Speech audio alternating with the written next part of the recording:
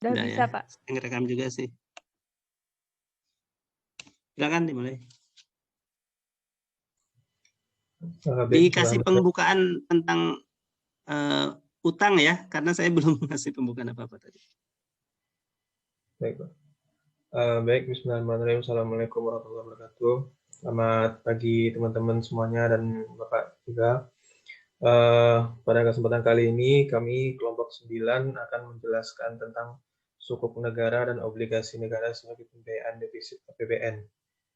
Yang mana dari kelompok penampil sendiri ini dari yang pertama itu Anissa Puspitasari Madani, absen nomor 7, dan saya sendiri absen 19 nomor Ridwan, dan absen 25 Sisilia Ria Ekawati. Selanjutnya akan dijelaskan oleh Nisa. Pada Nisa dipersilakan.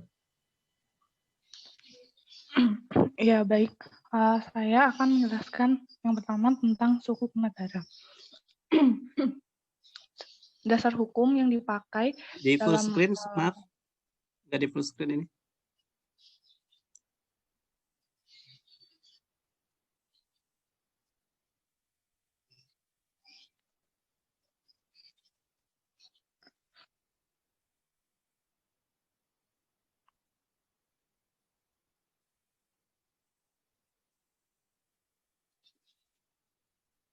Ya, baik, saya lanjutkan. Yang pertama, saya akan membahas tentang sukuk negara. Dasar hukum yang dipakai untuk dalam penyusunan yang berkaitan dengan sukuk negara, yang pertama adalah Undang-Undang Nomor 19 Tahun 2008 tentang Surat Berharga Syariah Negara atau SBSN. Kemudian PMK Nomor 218 garing PMK 08 garing 2008 tentang penerbitan dan penjualan SBSN retail di pasar perdana dalam negeri.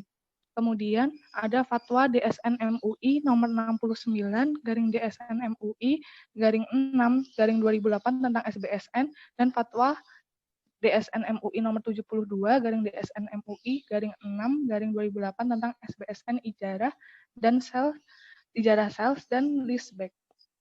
Kemudian pengertian dari sukuk. Sukuk berasal dari bahasa Arab yang berarti dokumen atau sertifikat. Kemudian definisi dari sukuk menurut Peraturan OJK nomor 18 garing POJK 04 tahun 2015, efek syariah berupa sertifikat atau bukti kepemilikan yang bernilai sama dan mewakili bagian yang tidak terbagi atas aset yang mendasari. Kemudian sukuk negara itu adalah sukuk yang diterbitkan oleh pemerintah Republik Indonesia. Definisi dari sukuk negara menurut Undang-Undang Nomor 19 Tahun 2008 adalah surat berharga negara yang diterbitkan berdasarkan prinsip syariah sebagai bukti atas bagian penyertaan terhadap aset SBSN, baik dalam mata uang rupiah maupun valuta asing. Kemudian, karakteristik dari SBSN atau sukuk negara. Yang pertama adalah efek syariah sebagai bukti kepemilikan atas aset. Yang kedua, perlu adanya underlying asset. Underlying asset adalah aset yang dijadikan sebagai objek atau dasar transaksi dalam penerbitan dari sukuk negara. Kemudian ada fatwa dan opini syariah yang ditetapkan oleh MUI. Lalu ada diperlukan adanya SPV atau Special Purpose Vehicle. SPV ini adalah badan hukum yang didirikan khusus untuk menerbitkan sukuk negara. Kemudian karakteristik yang selanjutnya untuk membiayai APBN dan pembangunan proyek.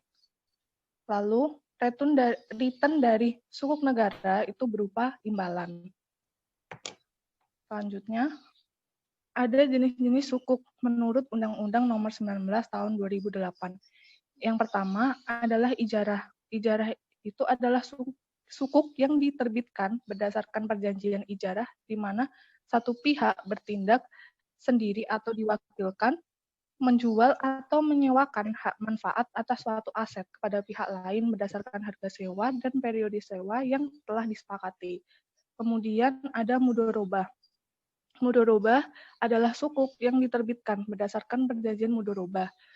yaitu satu pihak menyediakan modal dan pihak lainnya menyediakan tenaga dan keahlian. Keuntungan dari kerjasama ini akan dibagi berdasarkan perbandingan yang telah disetujui. Jika ada kerugian, maka ditanggung oleh penyedia modal, kecuali kerugian yang disebabkan oleh kelalaian dari penyedia tenaga dan keahlian. Selanjutnya, ada sukuk musyarakah. Sukuk musyarakah diterbitkan berdasarkan perjanjian musyarakah, di mana dua pihak atau lebih bekerja sama menggabungkan modal, baik dalam bentuk uang maupun dalam bentuk lainnya. Keuntungan dari kerjasama ini akan dibagi sesuai persentase yang telah disepakati. Jika ada kerugian, akan ditanggung bersama sesuai jumlah partisipasi modal dari masing-masing pihak. Kemudian ada isti'ana. Suku ini diterbitkan berdasarkan perjanjian isti'ana, di mana para pihak menyepakati jual beli dalam rangka pembiayaan suatu barang atau proyek. Harga, waktu penyerahan, dan spesifikasi dari proyek atau aset tersebut ditentukan terlebih dahulu sesuai dengan kesepakatan. Kemudian, selanjutnya ada juga jenis SBSN atau sukuk negara yang diperuntukkan untuk investor individu. Ada dua sukuk yang telah diterbitkan oleh pemerintah Republik Indonesia. Yang pertama adalah sukuk retail, yang kedua adalah sukuk tabungan. Target investor dari kedua sukuk ini adalah warga negara Indonesia. Minimum pemesanan dari sukuk retail 5 juta, sedangkan sukuk tabungan 2 juta. Maksimum pemesanannya sama-sama 5 miliar. Jangka waktunya sukuk retail 3 tahun, sedangkan sukuk tabungan 2 tahun. Tradability-nya, sukuk retail dapat diperjualbelikan di pasar sekunder, sedangkan yang sukuk tabungan tidak dapat, tetapi ada opsi early redemption. Kemudian imbalannya kalau sama-sama tetap dan dibayarkan tiap bulan. Lalu manfaatnya bagi investor, kalau retail itu instrumen investasi, sedangkan sukuk tabungan berupa tabungan investasi.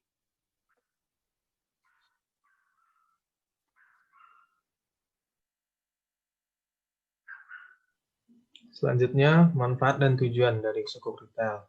Dari sukuk. Yang pertama adalah memperluas alternatif sumber pembiayaan APBN. Yang kedua, membiayai pembangunan proyek infrastruktur. Yang ketiga, mengoptimalkan pemanfaatan barang milik negara. Yang keempat, mendorong pertumbuhan dan perkembangan pasar keuangan syariah di Indonesia. Yang kelima, memperkuat dan meningkatkan peran sistem keuangan berbasis di dalam negeri. Keenam, menciptakan benchmark instrumen keuangan syariah, baik di pasar keuangan syariah domestik maupun internasional.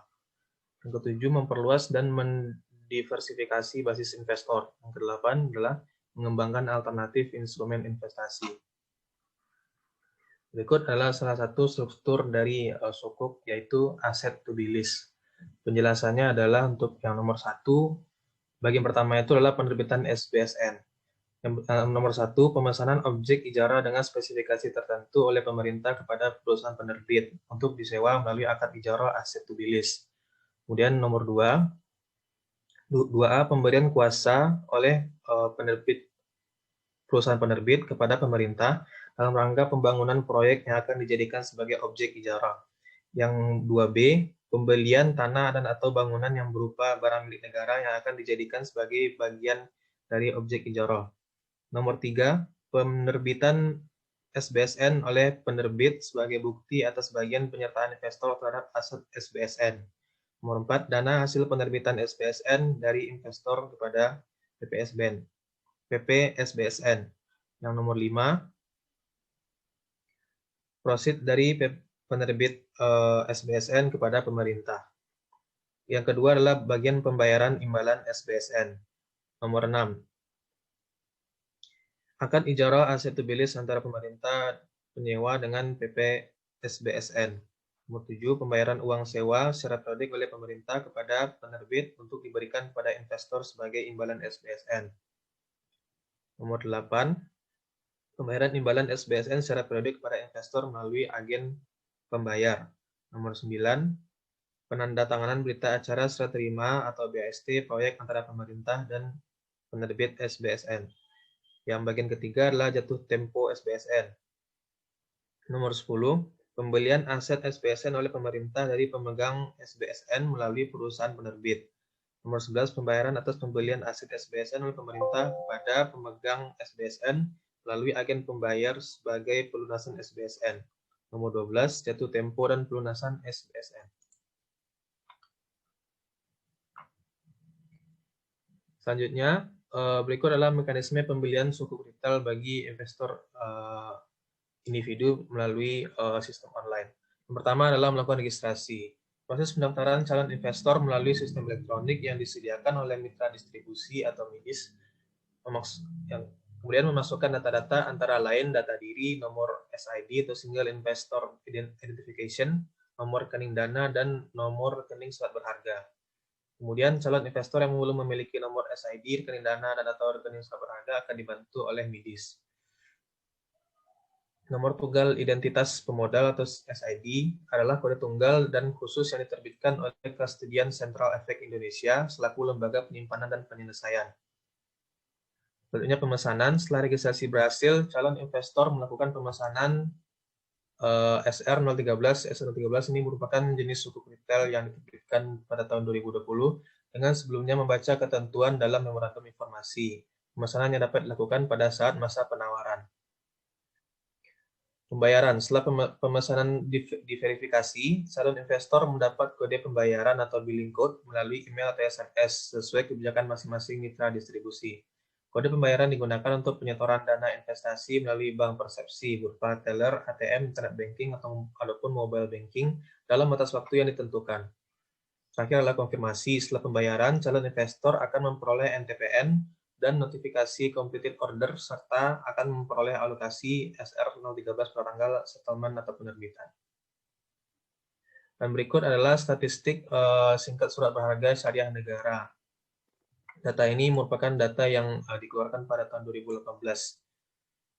Total akumulasi penerbitan SBSN dari tahun 2008 yang merupakan tahun pertamanya sukuk itu diterbitkan hingga 9 Oktober 2018 adalah sebesar 944,03 triliun. Outstanding SBN pertanggal 9 Oktober 2018 sebesar 650.016 triliun.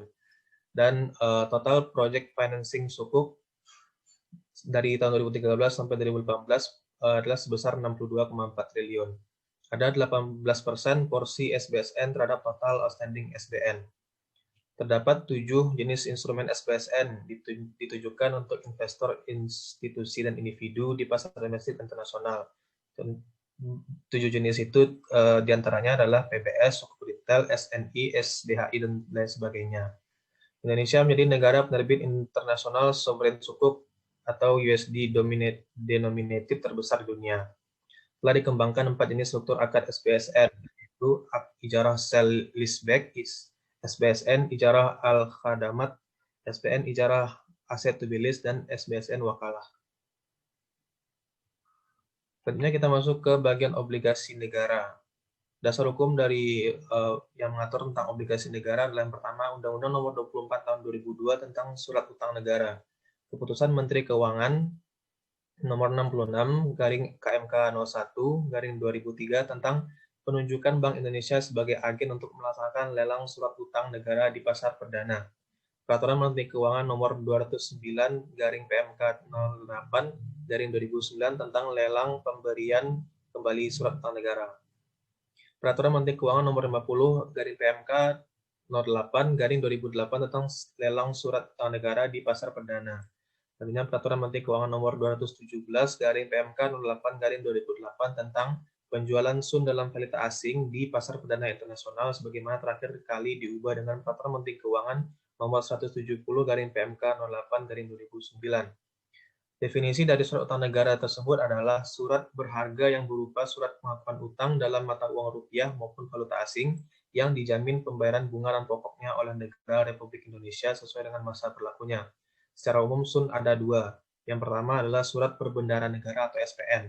Itu sun yang berjangka waktu sampai dengan 12 bulan dengan pembayaran bunga secara diskonto. Kemudian obligasi negara, yaitu sun berjangka waktu lebih dari 12 bulan baik dengan kupon ataupun tanpa kupon. Obligasi negara dengan kupon memiliki jadwal pembayaran kupon yang periodik atau 3 bulan sekali atau 6 bulan sekali. selanjutnya adalah jenis-jenis obligasi retail negara atau ORI. Sampai sekarang obligasi retail negara yang beredar itu ada ORI 015, ORI 016, ORI 017, ORI 018. ORI 015 itu tenor semua obligasi retail negara yang beredar itu tenornya itu 3 tahun. Kalau untuk ORI 015 kuponnya sebesar 8,25% dengan jumlah nilai yang beredar 23,3 triliun. Terus ORI 16 kuponnya sebesar 6,8% dengan nilai beredarnya 8,2 triliun. ORI 017 kuponnya 6,4% dengan nilai beredar 18,3 triliun. Kemudian ORI 018 kuponnya sebesar 5,7% dengan nilai beredar 12,9 triliun. Next. Karakteristik obligasi negara itu yang pertama dapat diperdagangkan tanpa warkat, kemudian kuponnya tetap atau fixed rate, terus minimal pembelian 5 juta atau maksimal pembeliannya itu 3 miliar, dan nomor 4 ada potensi capital gain atau loss. Maksudnya tanpa warkat itu suatu perdagangan efek tanpa ada fisik efek berupa sertifikat saham atau obligasi. Jadi nanti bentuknya itu elektronik. Terus ada potensi capital gain atau loss itu misalnya kita belinya dalam diskon, terus kita nanti jualnya secara premium. Itu nanti selisih antara premium yang kita jual dengan yang kita beli tadi itu kan ada selisih. Selisihnya itu disebut capital gain atau loss. Terus manfaat dan tujuan penerbitan ORI itu ada sumber pembiayaan defisit atau PBN, terus memperluas basis investor dalam negeri, kemudian sebagai alternatif instrumen investasi bagi investor retail, mendukung stabilitas pasar keuangan domestik, mendukung terwujudnya masyarakat yang berorientasi pada investasi jangka panjang dan menengah, mewujudkan cita-cita kemandirian dan dalam pembiayaan pembangunan, yang terakhir mengelola portofolio utang negara. Untuk penata usahaannya, ORI itu diterbitkan tanpa wakat atau scriptless securities, pencatatannya dilakukan secara elektronik. Penata usahaan mencakup pencatatan, kepemilikan, clearing dan settlement, dan agen pembayarannya itu dilakukan oleh BI. Untuk membantu pencatatan kepemilikan SUN, BI itu menunjuk bank dan institusi selain bank untuk pencatatan SUN. Jadi kayak misalnya dia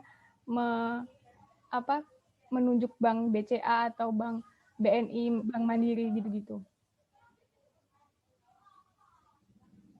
Mekanisme pembelian ORI. Mekanisme pembelian ORI itu sama kayak mekanisme sukuk retail tadi yang udah dijelasin Ridwan. Jadi kayak registrasi, pemesanan, pembayaran, dan konfirmasi itu persis seperti mekanisme pembelian sukuk retail. Kalau intinya itu pembeli mendatangi agen penjual, kemudian agen penjual nanti menganu ke pembeli dengan memberikan formulir atau salinan formulir pemesanannya, terus ORI-nya itu dikasihkan ke pembeli. Next. Sekian presentasi dari kami. Jika ada yang bertanya, dipersilakan.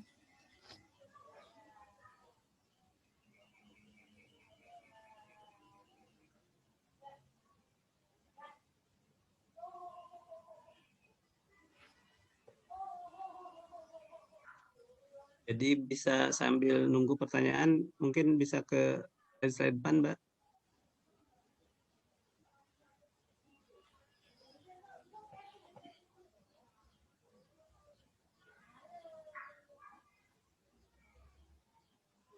Jadi ini deh ya, nggak apa-apa.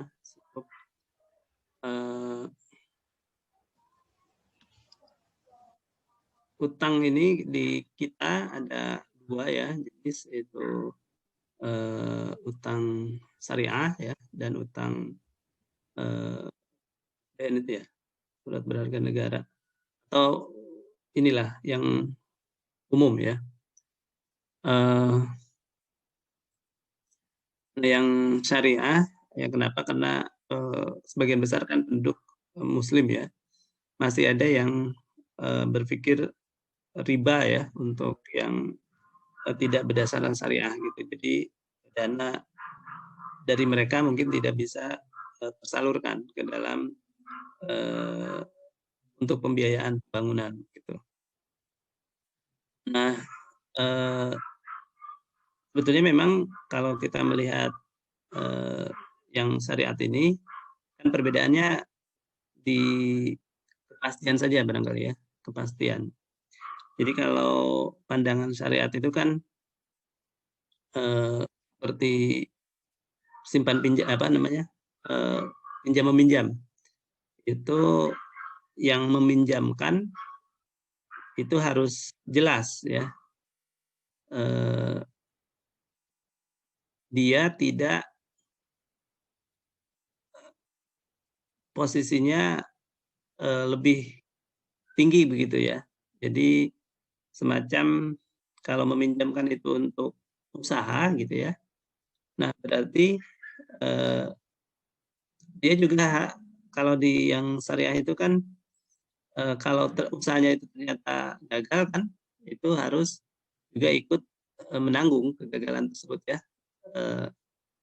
Dengan tentu saja kegagalan yang seperti apa gitu ya. Kalau kegagalan karena keteledoran si pengusahanya, ya mungkin si peminjam kan tidak, atau pemberi modal lah ya, pemberi modal tidak harus ikut menanggung keteledoran si pengusahanya.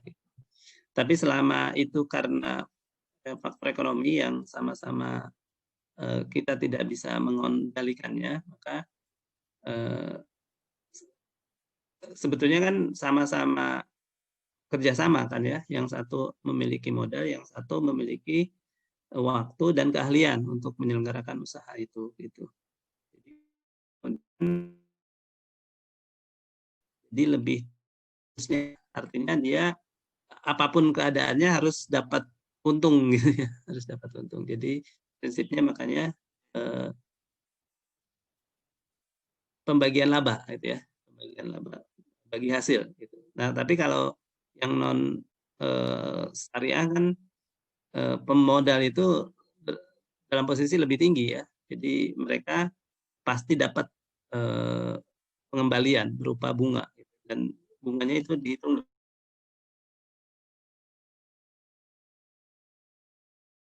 kondisi ekonominya seperti apa. Nah, kemudian juga harus ada kejelasan gitu ya. Jadi jangan sampai ini, makanya kan dalam yang penting di dalam yang berbasis syariah itu ada akad ya, ada akad.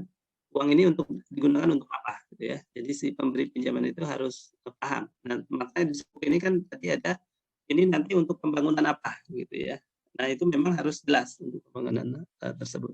Tidak kayak harus ada aset base ya, aset, ada jaminan apa, ada kejelasan underlying asetnya itu ya. Asetnya jadi tidak kemudian si pemodal dia nyerahin uang terus tidak tahu apa-apa gitu ya, serahkan sepenuhnya nanti dibuat untuk sarana perjudian gitu ya, kita tidak tahu gitu ya. Jadi perlu ada keterbukaan ya, transparansi si peminjam itu untuk apa ya, negara meskipun meminjam ya harus jelas gitu ya, ini dipakai untuk apa, kejelasan, kemudian kesamaan kedudukan ya antara peminjam dan pengusaha gitu ya, itu yang menjadi tekanan ya di dalam syariah. Nah ini penting karena negara harus meminjam kepada asing, padahal di sumber dalam negeri masih banyak, itu kan kalau ke asing nanti kita tidak bisa membayar, nanti asing jadi memiliki negara ini. Gitu. Tapi kalau warga negara kita ya tidak masalah lah.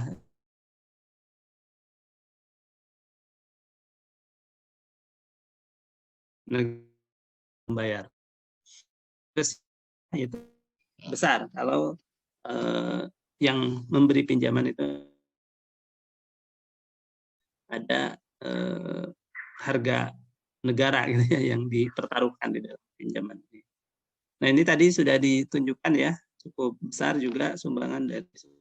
Ini datanya kan masih tahun 2018, itu dari lagi data yang lebih valid, yang lebih update ya, sumbangan sukuk terhadap peminjaman ya di negara kita saat ini. Ini kan tahun 2018 ya, terakhir tahun 2020 saja kemarin sukuk itu 2 kali terbit kayaknya ya, 2 kali terbit sudah mengumpulkan cukup besar juga. Saya belum tahu apakah persentasenya masih 18% atau sudah meningkat ya dibandingkan tahun ini 2018. Nah, di lain pihak Polri ya dan yang tahu umum lainnya juga tetap digunakan juga untuk membiayai pembangunan ini. Nah, mungkin memang bagi negara lebih gampang gitu ya, karena tidak banyak persyaratan yang harus dipenuhi secara syariah untuk menggunakan ya dana yang diperoleh dari obligasi negara retail dan SUN ya, surat utang negara itu ya tidak ya, di satu sisi memang untuk jaminan keamanan bagi apa namanya si pemberi pinjaman itu kan mereka ingin itu benar-benar jelas itu peruntukannya.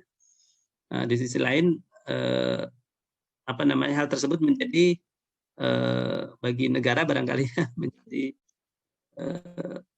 batasan gitu ya menggunakannya. Kadang-kadang kan kita butuh cepat gitu, menggunakan mungkin untuk yang lain. Nah, untuk pinjaman-pinjaman dari sumber-sumber umum ini mungkin bisa untuk menutup hal-hal yang sifatnya mendadak gitu ya, kebutuhan-kebutuhan yang tidak bisa kita prediksikan dari awal.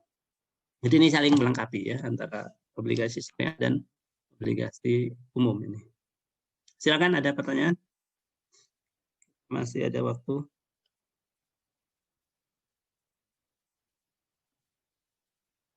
Tiga menit lagi. Pagi.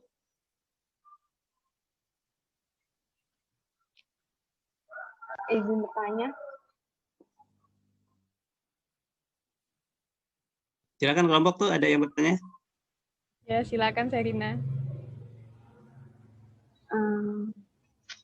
Saya ingin bertanya, aset apa saja yang bisa jadi underlying untuk SBSN? Terus pas selama jangka waktunya itu yang bertanggung jawab untuk pemeliharaan asetnya. Ya, makasih Serina. Terima kasih. Ditampung dulu ya. Yang lainnya ada lagi? Saya izin bertanya kepada kelompok 9.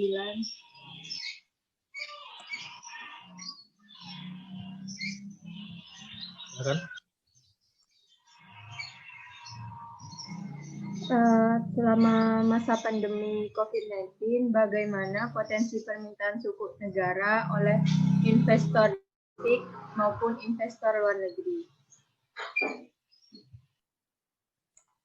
Baik, kami tampung dulu pertanyaannya.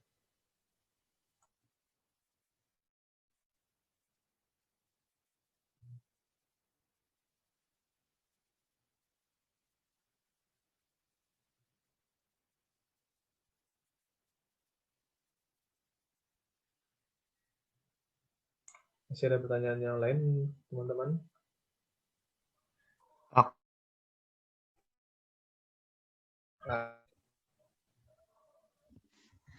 Yes, aku izin bertanya.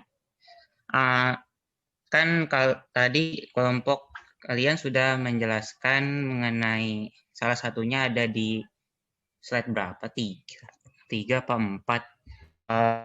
Mengenai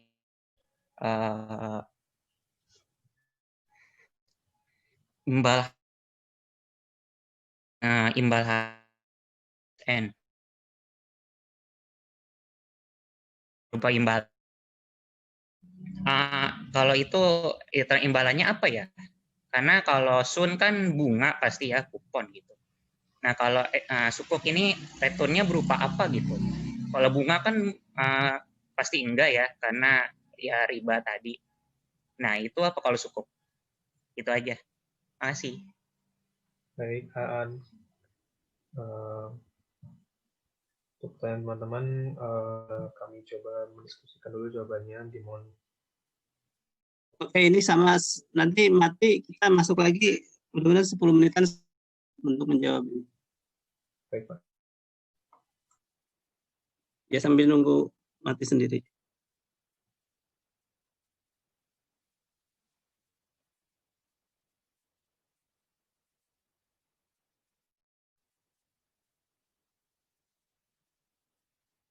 Kalau rekaman kan ada yang semacam begini, lag begini kan lucu ya.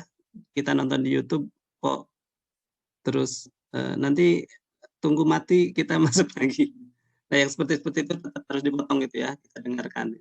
Apa maksud saya, kalau bisa nanti yang teman-teman kirim itu sudah diedit ya, memotong yang bagian-bagian tidak penting seperti ini.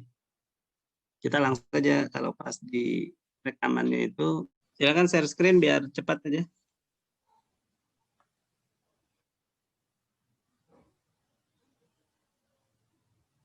Sambil jawab.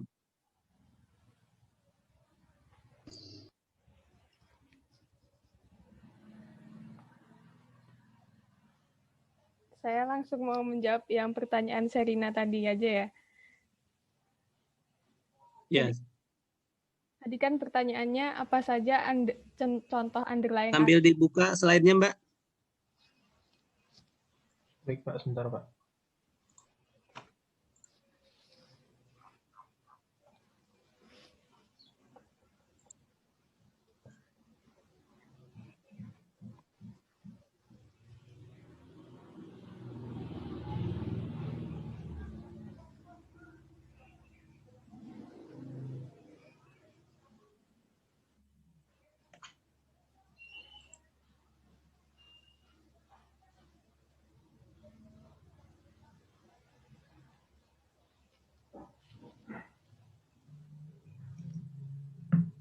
Nah, tadi kan pertanyaan Serina, apa saja underlying aset pada sukuk sama siapa yang mengelola underlying aset pada SBSN. Jadi aset yang bisa dijadikan untuk underlying aset pada SBSN itu bisa apa aja, bisa berwujud maupun tidak berwujud. Kalau yang berwujud tuh misalnya tanah, bangunan, jenis proyek pembangunan. Kalau aset yang tidak berwujud tuh contohnya layanan atau jasa. Pokoknya yang punya nilai ekonomis. Nah, yang jadikan aset SBN itu biasanya itu BMN atau barang milik negara. Terus untuk yang mengelola aset itu yang menyewa. Yang menyewa berarti kan pemerintah. Nah, pemerintah itu biasanya menguasakan pemeliharaan aset atau BMN-nya itu ke Kementerian Keuangan. Begitu kira-kira jawabannya. Gimana, Serina? Oke, terima kasih. Sama-sama.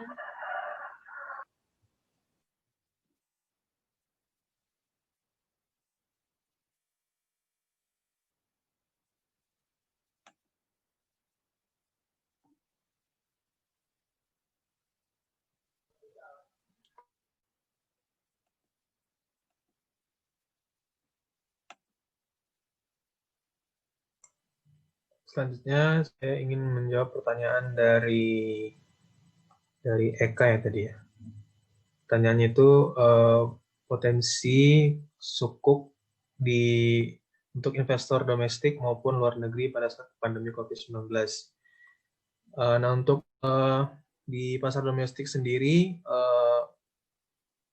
ternyata meskipun kita saat ini sedang pandemi yang dimana mungkin krisis ekonomi terjadi di seluruh dunia, tetapi kenyataannya penjualan dari suku retail itu mencapai 25,67 triliun yang merupakan targetnya itu melebihi dari target yang ditetapkan yaitu hanya sebesar 5 triliun. Penjualan suku retail di masa pandemi Covid ini justru mengalami peningkatan dari suku retail yang sebelumnya diterbitkan yaitu hanya sebesar 12,14 triliun. Nah ini mungkin faktornya karena saat pandemi ini kita kan ada PSBB. Nah jadi untuk investor-investor yang mempunyai dana itu karena ada pembatasan itu jadi uang itu nggak terlalu mengalir, istilahnya idle pengeluaran. Nah, mereka itu memilih untuk berinvestasi di sukuk. Karena selain itu juga sukuk ini kan tingkat pengembaliannya pasti dan lebih aman. Tidak ada risiko default itu kecil.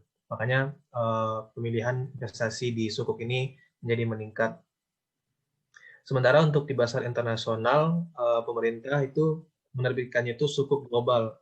Sukuk global. Jadi sukuk global ini sukuk yang berdenominasi yang US dollar. Nah, penjualan sukuk ini di saat pandemi ini mencapai 16,66 miliar atau sebesar 6,7 kali di atas target yang ditetapkan itu hanya sebesar 2,5 miliar saja. Dan pembeli dari sukuk global ini tersebar dari ada di Timur Tengah, Malaysia, terus di sebagian Asia, Indonesia sendiri, Amerika Serikat, dan juga Eropa. Begitu kira-kira jawaban dari Eka, gimana?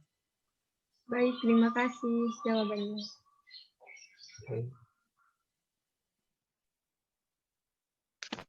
Ya, saya selanjutnya akan mencoba menjawab dari pertanyaan Aan tadi. Returnnya kalau buat suku negara itu berupa imbalan. Kayak yang seperti yang di PPT tadi ada yang terdapat akad-akad yang di SBSN yang dijelasin Ituan yang seperti SBSN ijarah yang bawah satu lagi slide-nya. Yang bawahnya ini. Di yang 2018. Nah, ini. Itu tadi kan ada yang lagi. Terus yang ijarah kan ada yang ini di bawah yang nomor ada tulisan nomor 4 telah dikembangkan 4 jenis struktur akad SBSN ini kan. Ini SBSN biasanya tuh yang ijarah jenisnya, yang sales dan leaseback, ijarah al-qadamat, terus SBSN ijarah aset to be leased, terus SBSN wakalah. Jadi biasanya imbalannya tuh berupa uang sewa dari aset ini gitu. Gimana Aan, apa udah terjawab? Jadi misalnya aku beli sukuk retail gitu, ntar aku dapat imbal hasilnya sewa, pembayaran dari gitu. uang sewa gitu. Kan lebih ke aset kan, tadi kan kayak underlying-nya aset kan, pinjam aset gitu kita. Kalau yang SBSN biasanya lebih ke itu. Gitu. Lebih Jadi menambahkan ya. Oh, iya. Gimana Mas? Gimana, Pak? Iya gimana Pak? Ya Mas An, itunya videonya. Oh. Ya Pak, tadi kan sewa tadi. Berarti seakan-akan kita itu memberi sewa ke pemerintah, itu ya Pak? Ya kayak ini ya, kayak kalau beli motor ya, kalau leasing biasa kan kita pinjam uang gitu kan, uang itu kemudian kita belikan motor. Gitu. Nah kalau pinjaman, nah tapi kita bayar bunga kan ke yang memberikan pinjaman uang. Ya. Nah kalau dengan syariah itu apa namanya, kita dibelikan motor dulu, gitu ya. Semacam kita dibelikan motor dulu. Nah motornya itu kita apa namanya, bayar sewa gitu ya. Jadi yang memberikan pinjaman kepada kita itu kita berikan, kita pakai kan motornya. Nah kita berikan pembayaran sewa. Jadi untuk menyederhanakan memang itu kemudian biasanya disebut juga sebagai persentase seperti bunga. Jadi ujung-ujungnya seperti perhitungan bunga ininya seperti bunga juga, tapi bedanya asal usul ya dan kejelasan gitu ya. Ini kita diberi uang itu dari apa gitu ya. Nah ini dijelaskan itu dari pemerintah, semacam dari uang yang dikumpulkan itu membeli tanah atau membeli proyek gitu ya. Nah proyek itu kemudian pemiliknya adalah kita yang memberikan pinjaman itu. Nah pemerintah menggunakan gitu ya. Nah pemerintah kemudian memberi semacam sewa kepada kita yang memiliki itu. Jadi pemerintah yang membelikan ke dalam aset, kemudian nanti pemerintah yang menggunakan. Nah, sebagai balasannya adalah pemerintah membayar, gitu ya, hak sewa. Pemerintah menggunakan, ya, uangnya dikumpulkan dulu. Jadi tidak kalau dengan apa namanya, dengan pinjaman biasa si peminjam itu tidak jelas, gitu ya. Dia diberi bunga itu uang dari mana, gitu kan? Uang dari mana? Ini ada kejelasan, ya. Ini uang dari jadi bukan uang berbunga begitulah, tapi dari pemanfaatan, gitu ya, pemanfaatan aset. Nah, itu saja namanya, filosofinya yang berbeda. Tapi mekanisme di lapangannya bisa seperti sama, ya, seperti sama. Tapi apa namanya, logikanya itu dijelaskan, gitu ya, dijelaskan secara syariahnya itu fit, gitu ya, cocok. Gitu. Demikian kira-kira Mas An. Tanggap ya? Ya, baik Pak, terima kasih. Ya, Terima itu kasih silakan Nisa. dipelajari lebih lanjut. Ini banyak nih beda-beda ini.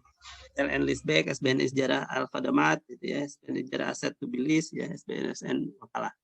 Itu dari sisi teknis detailnya nanti ya beda-beda juga sedikit, gitu ya. Tapi kira-kira prinsip umumnya seperti itu. Ya, silakan. Cukup ya, sudah ya semuanya. Silakan Mbak Anissa atau kayaknya cukup, Pak. Oke. Ya, kalau tidak ada pertanyaan lagi, baik ya, kita cukupkan sekian barangkali. Saya harus menutup dan mengabsen dulu di portal gitu.